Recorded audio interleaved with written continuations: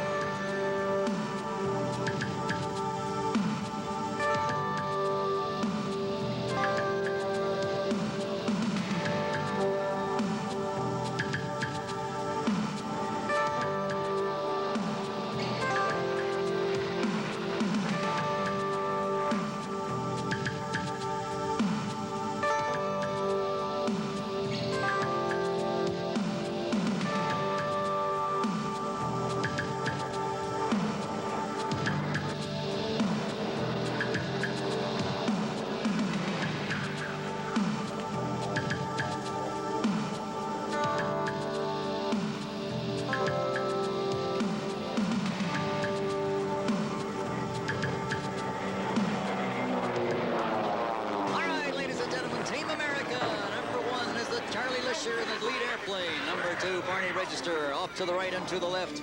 They'll be executing hammerhead turnarounds on the right and the left.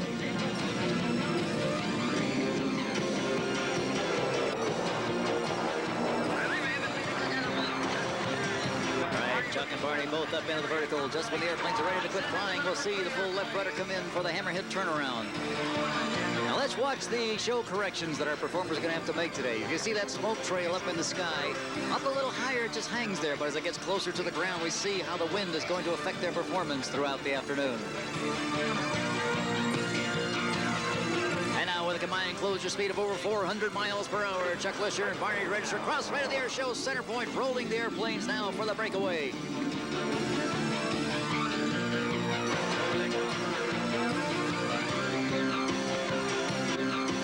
Frank Sanders now pulls the stick back in his lap, climbing up. And let's watch now. He's going to throw the airplane totally out of control. There he goes, rolling the airplane over to the inverted position. Now pushing in on the stick and the rudder, and there he goes. Up over, nose over tail, upside down now, recovering and exiting off to the right. Executing a couple of snap rolls on the way down, picking up the vertical line, and now he makes an air show correction there for the wind. And he exits to our right. Frank Sanders on the far right line now pulls the stick back in his lap, up into the vertical he goes.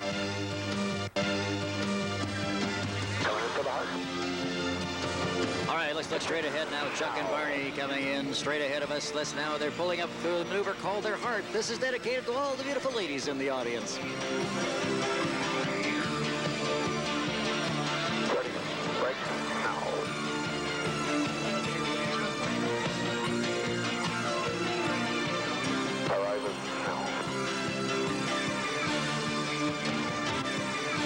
And as they cross at show center, Frank Sanders coming up into the vertical. All 3 airplanes will now go back and join up into that 3-plane formation. Ladies and gentlemen, there is only one Team America.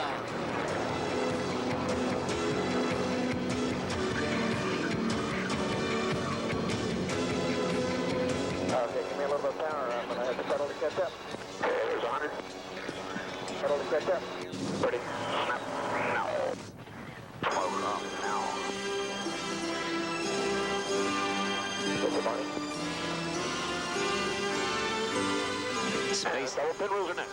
Spacing very critical on this maneuver now.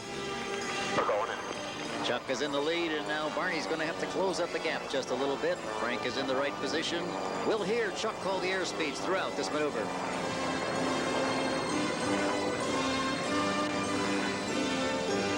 200 knots.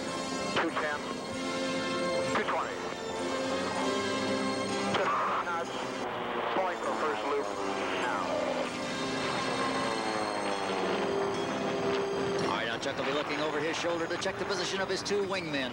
Once he looks over his shoulder and spots them in the correct position, he'll know to pull through and complete the first of the two loops.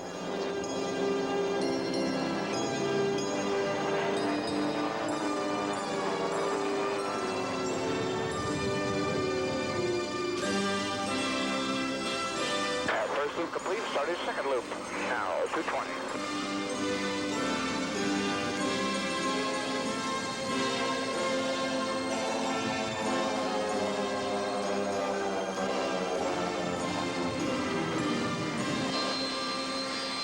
Team America, you got 350 at 10.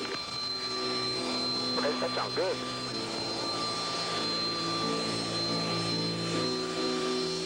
All right, now as Chuck maneuvers the formation before landing. Full flap, switch component, power contact. Here's Michael. Not only are the two wingmen now watching Chuck's airplane, they have to set themselves up for their own landings. So Chuck has to be extremely smooth now as he picks out the center line of the runway.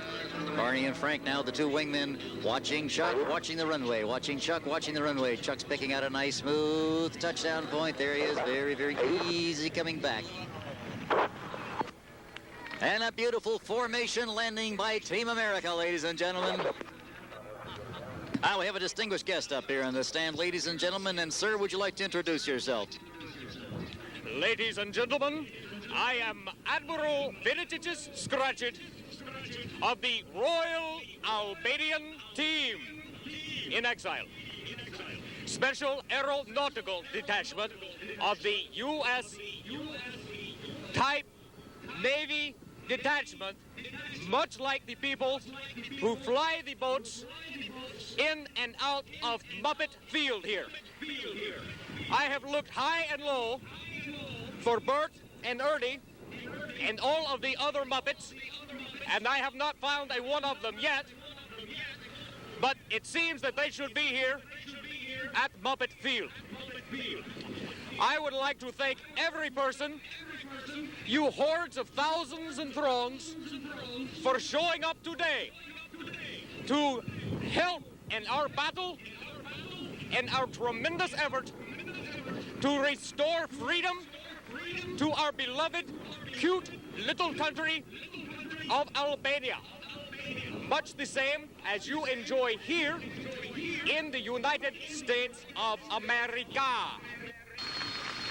In just a moment, you will be thrilled and amazed at our two intrepid Albanian pilots mount their famous Yacht fighters to pierce these beautiful California Bay-type skies.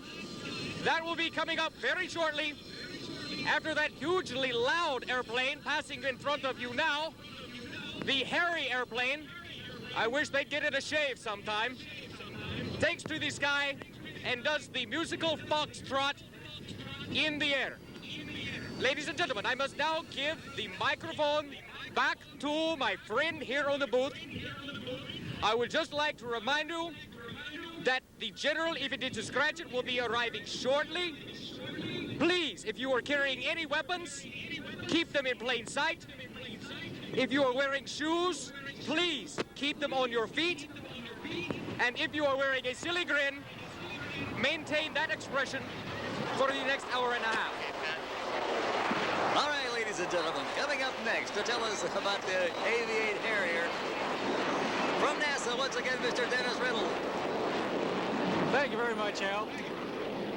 This is one of 3 Harriers that we have located at NASA's Ames Research Center. And the one that you're seeing here today is being flown by Mr. Mike Stortz, who is one of the gentlemen in our flight operations area. The maximum sea level speed for the Harrier is about 630 miles per hour. It's still a subsonic aircraft. Does not have the capability to go supersonic, but it can get pretty close to that point, getting up to around 0.95 Mach number at altitude. The engine thrust of the Rolls-Royce Pegasus turbofan engine is about 21,500 pounds. That vertical takeoff that you saw was at a weight obviously less than that in order to be able to achieve that kind of performance. And Mike will now come back around and perform a carrier brake to bring the airplane back into a hover condition to give you a little demonstration of just how maneuverable this airplane is with zero airspeed. Mike will now bring the Harrier back into a hover mode over the intersection of runway 32 and Alpha Taxiway.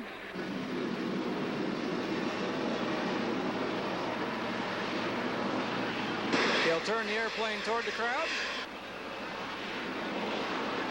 And now he'll do a lateral translation over to the left.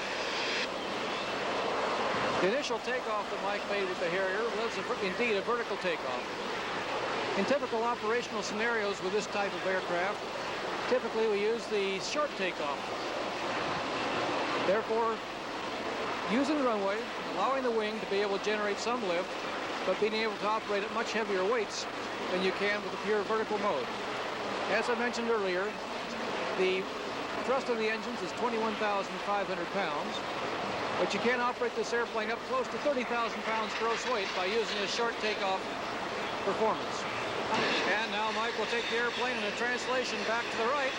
This time he'll throw in a couple of pedal turns, rotating the airplane about its axis. This is sort of like trying to pat your head and rub your stomach at the same time.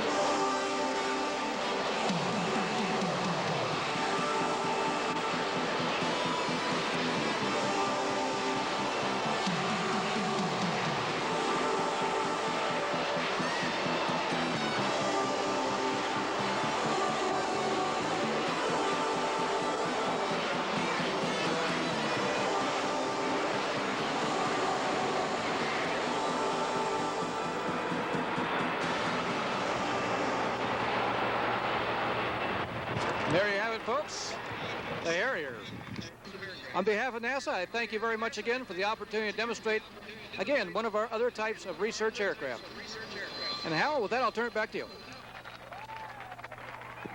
At this time, ladies and gentlemen, my pleasure to turn the microphone over to Mr. Gordon Jones, who's going to be describing that beautiful performance by Mr. Eddie Andrini. Following that, we're going to have a visit from our fine friends from the other side of the ditch, the ocean, the broiled Romanians. Gordon Jones is here to tell us about Eddie Andrini.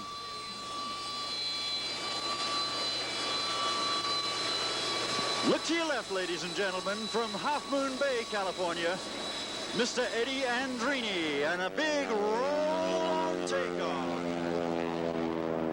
Eddie's flying the N2S or the PT-13D Stearman, retrofitted with a big 450 horsepower Pratt & Whitney engine. An inverted turn right out of the roll-on takeoff. Coming back to Air Show Center, he's going to be showing you here what a beautiful job Tim Perry and Vic Vickers and the rest of the crew do of keeping this airplane shiny. There's the bottom side, looks just as shiny as the top side.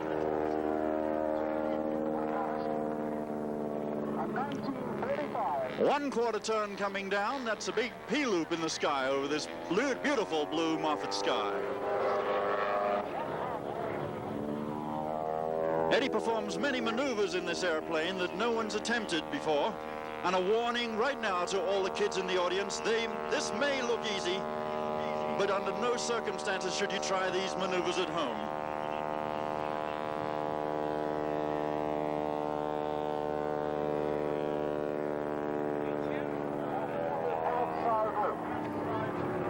Looking for a little altitude right now. Picking up his line, you see the smoke pouring from the aircraft. The smoke in the large white trail of smoke coming out is caused by Corvus oil being ingested directly into the exhaust system, and the tip smoke is created by electrically fired grenades.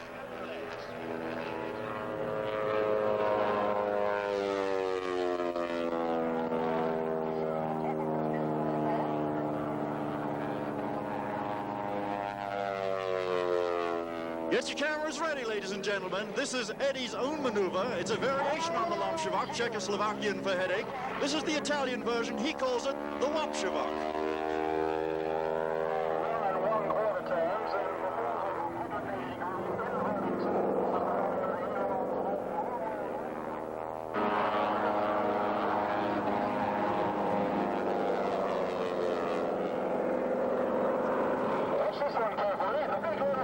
Around and around she goes, and where it stops, not even Eddie knows. Eddie is a general contractor from Half Moon Bay, California. Anytime you're over on the coast side and you see that big biplane flying, stop over and say hi. He loves to see people come by. He's been flying for about 25 years, and 23 of these performing aerobatics at shows all over the West Coast. All 450 horsepower coming to life down there in that great big 104-inch Hamilton Standard propeller biting away at the air, trying to pick up about another 150 to 160 miles per hour. Oh, you can feel that all the way down in the bottom of your stomach.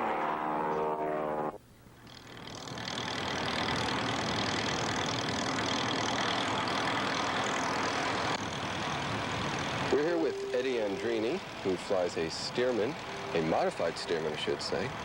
Good morning, Eddie. Good morning. Eddie, would you like to tell us a little bit about your own personal history as far as flying goes?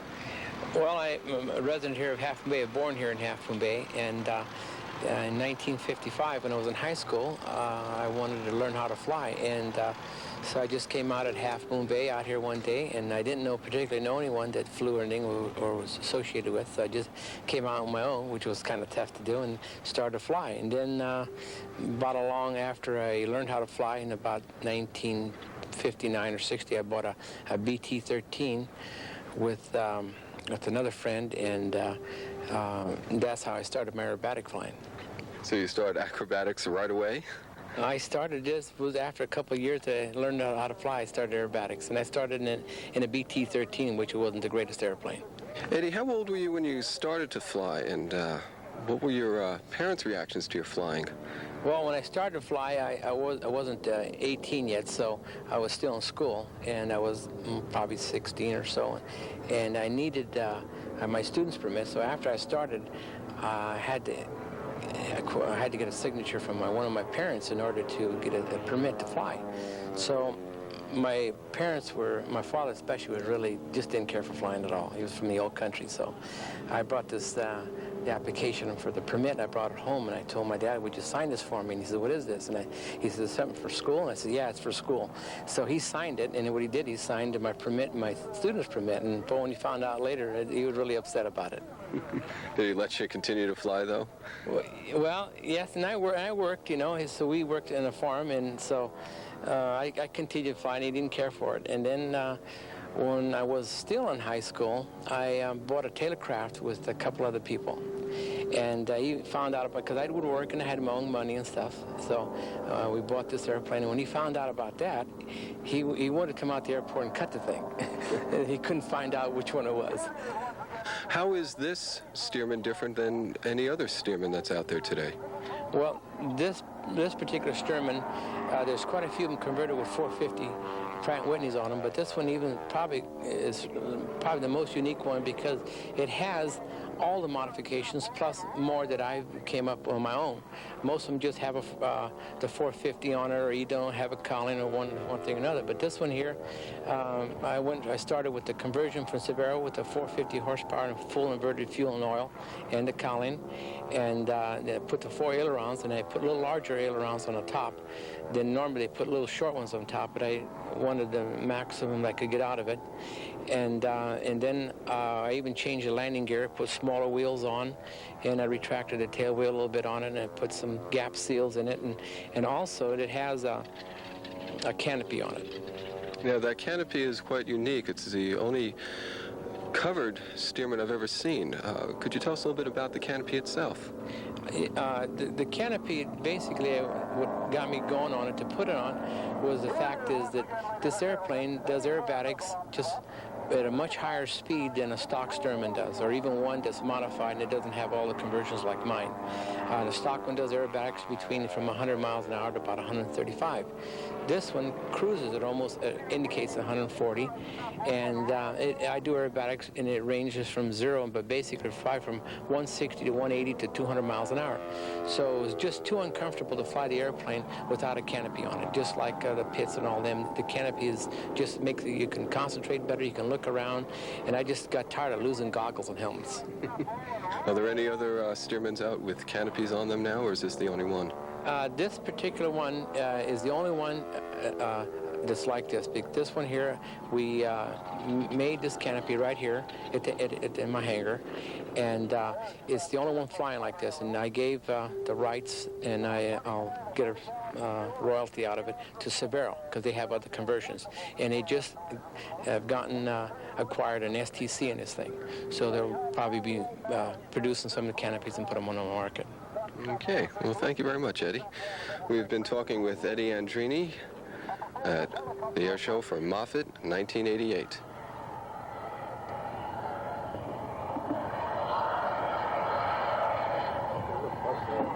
And now, let's go live to our action cam at the secret training base of the Royal Albanian Air Force.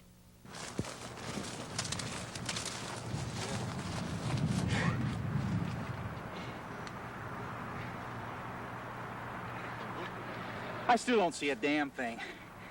I tell you, of all the assignments that World Aviation Video Magazines has ever sent us out on, this 2-hour trek through the outback to find a Royal Albanian secret Air Force basis, it's crazy. We should have been there by now.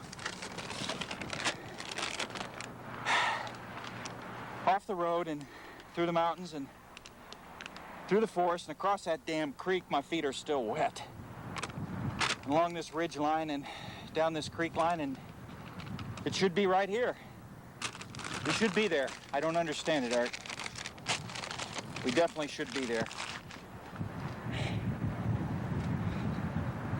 Let's go a little farther. We've went this far.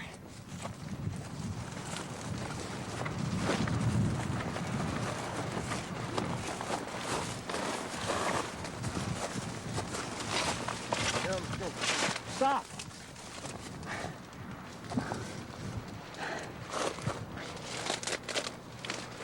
I think those might actually be, I can't quite be sure, but I think they might be airplanes. We may be there. Come on.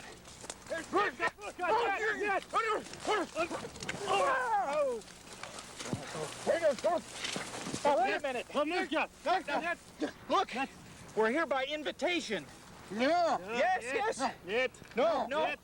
General, if it itches, scratches, invited us. We're for World Aviation Video Magazines. Yeah, the General. Is everything scratched? Look, wait. Look, I tell you, I'm invited. I'm invited. Comrade! Woo! Yes, comrade! Oh. Widać. Okay. Babski. Are you General Ifram Scratches Itchin? Oh, no. I am Corporal Oya Wibat of the Royal Albanian Team in exile. Thank you very much. And who are you? I'm Bob Brown. I'm with World Aviation Video Magazines. Bob Bransky. Bob Bransky. This is my colonel, the... Bob Bransky! Oh, Bobsky, good to see you. Oh. Colonel, it's great to see you. Excuse me, the colonel speaks no English whatsoever. I, however, of course, speak affluent English. I would be glad to interpolate or matriculate between you and the colonel. This is the leader of the Royal Albanian Team in exile, the famous Colonel Zanovic. It's nice to meet you, Colonel Zapovic. He said, would you take this and have it washed? I don't know why, but... Well, Bob, what brings you here, huh?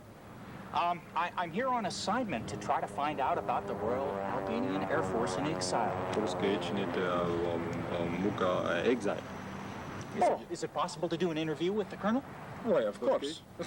He said, of course. Okay. Where can we do it, sir? Oh, here. Perhaps you would like to come into our top secret hangar. It will be possible to photograph your aircraft? If you don't show the pictures to anybody. I promise Like all the pictures you want, don't show to nobody's top secret, though. No pictures. No They pictures, are guys. cleverly camouflaged also. I do not think you could recognize them. Come to our secret Thank headquarters. you. Come on.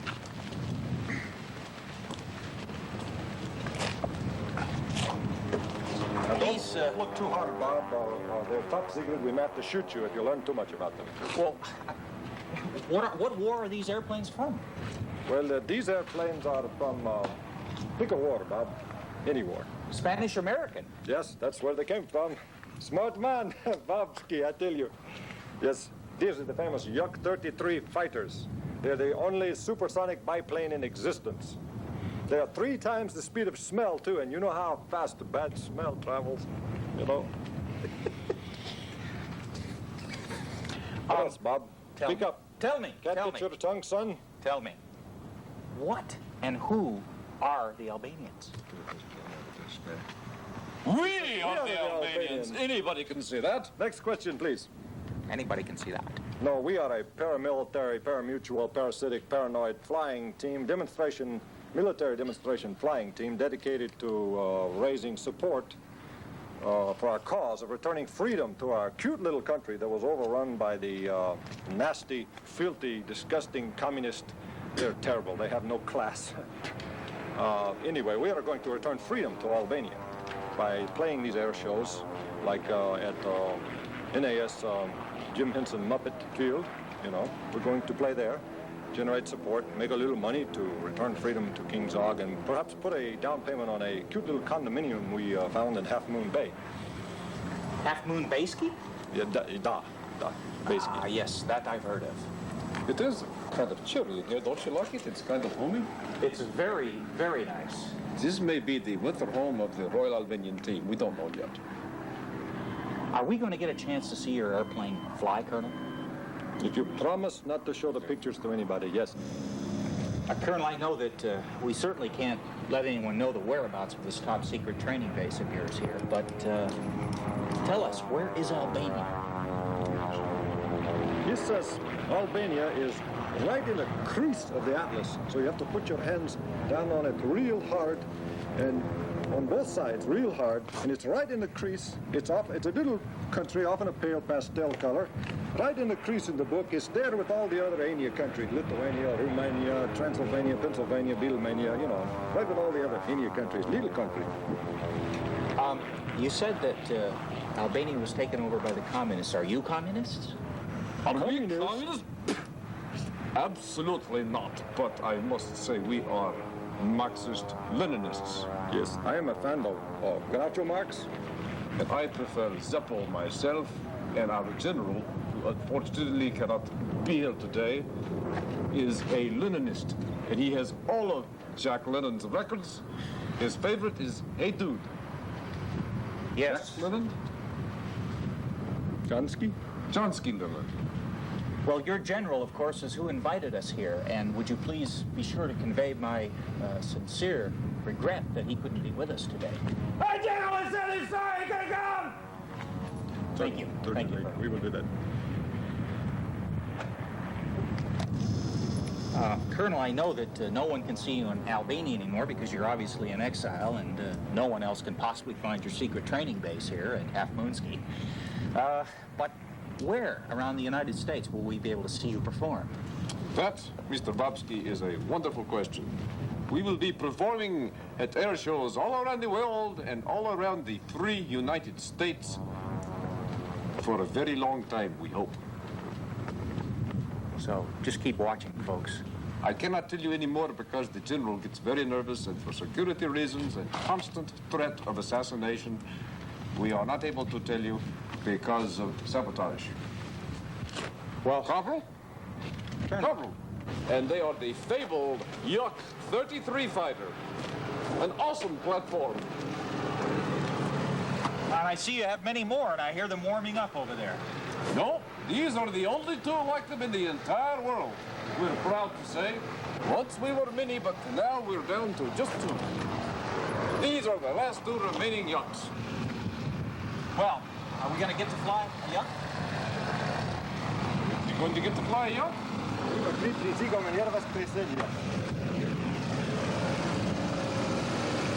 Colonel, thank you. He has always wanted to fly a yacht, so today he will fly the yacht for you. Corporal, thank you. You must understand, the corporal used to be the mechanic until, alas, a few weeks ago. I don't want to talk about it, but the corporal is now the latest pilot. He is my wingman. Pilot? And it is my duty to fly in close formation while this fool tries to hit me, and by careful maneuvering and skillful, deft capabilities, I will keep him from hitting me at the last second. That is the only way this fool can fly formation.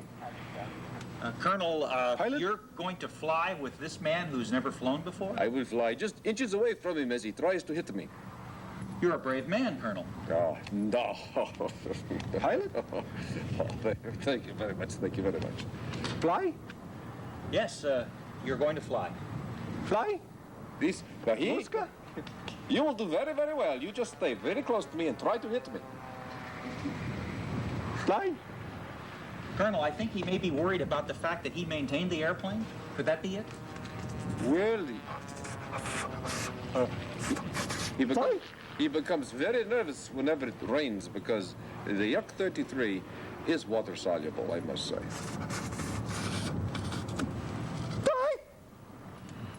World Aviation Video Magazines. On assignment. The Royal Albanian Air Force Secret Training Base at Half Moon Ski. Thank you, Bobski.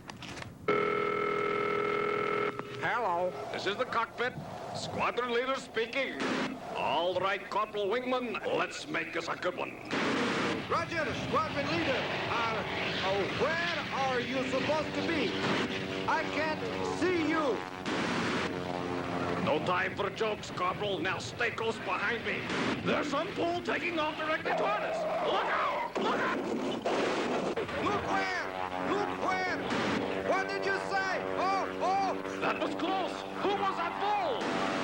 Ladies and gentlemen, the heart, the soul, the mind, the very body of the Royal Albanian team in exile. You may have seen him coming up from stage left to the air show center. And now, without further ado, because your blood is penetrating your veins, it is pulsing so hard right now. Please, my brother, identical twin brother from different mothers, the chief of commanders, the commander-in-chief.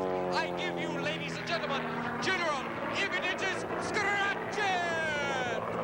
Thank you very much, my brother. We are here today at Moffet Field, along with Bert and Ernie, two of the U.S. Navy Thunderheads, and of course, the Miss America team, to bring our word to you by the Royal Albanian team that we wish to restore freedom to our beautiful little country and return our beloved King Zog to his rightful throne. We believe that you believe, and for that reason, please listen. The Royal Albanian National Anthem.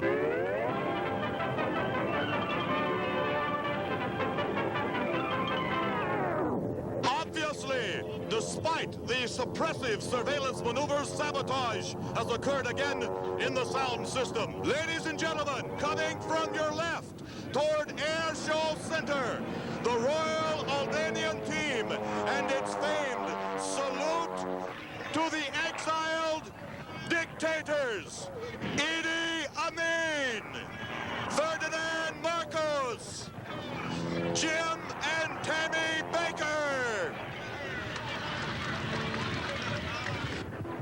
Communications are critical in war, and this is the way the Royal Albanian team has chosen to interrupt our enemies' communications. Stretched between two poles. Our poles today, Bobby Joe Borisko and Doris Dorishkova. Look, he's right down on the telegraph wire. Look.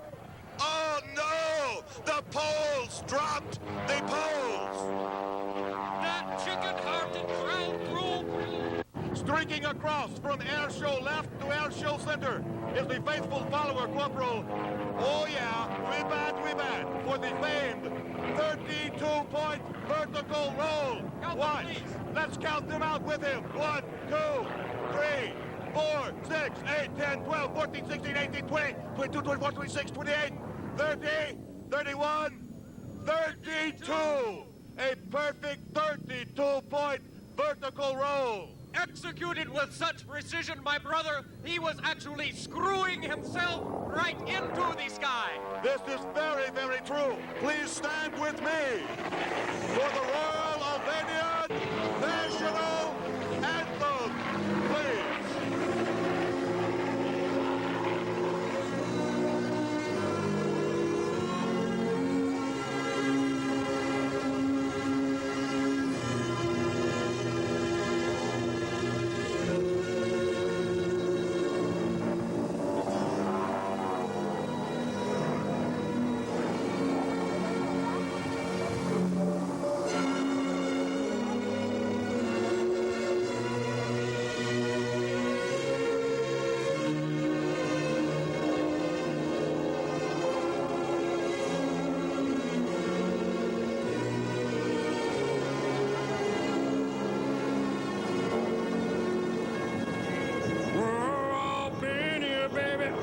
You know we miss you, honey. Been away too long. But we're gonna bring it all home to you. Oh, yeah, you know. You know me, babe. You know we miss you. Long, deep, and rather scary valleys, yeah. And those tall, tall, but very, very cold mountains. Whoa. But we miss it all. You know. The Royal Albanian team, we wish to remind you that we are here because we wish to return King Zog to his rightful throne, and we believe Zog lives. We ask that as the two pilots taxi up before you today to accept your warm applause. Remember, we are not from your nation, and we appreciate your warmth and friendship. To make them feel right at home, we ask that you chant with them. Zog lives! Zog lives! Zog lives! Please join everyone! Please join with us! Ladies and gentlemen, we are happy to be with you today, and we wish to say one special thing. Happy birthday, America! I think you're right, it's here, my brother. My taxi's here. I gotta go, okay? Listen, don't forget to write to Mom and them. They're desperately anxious to hear from you. I will talk to them.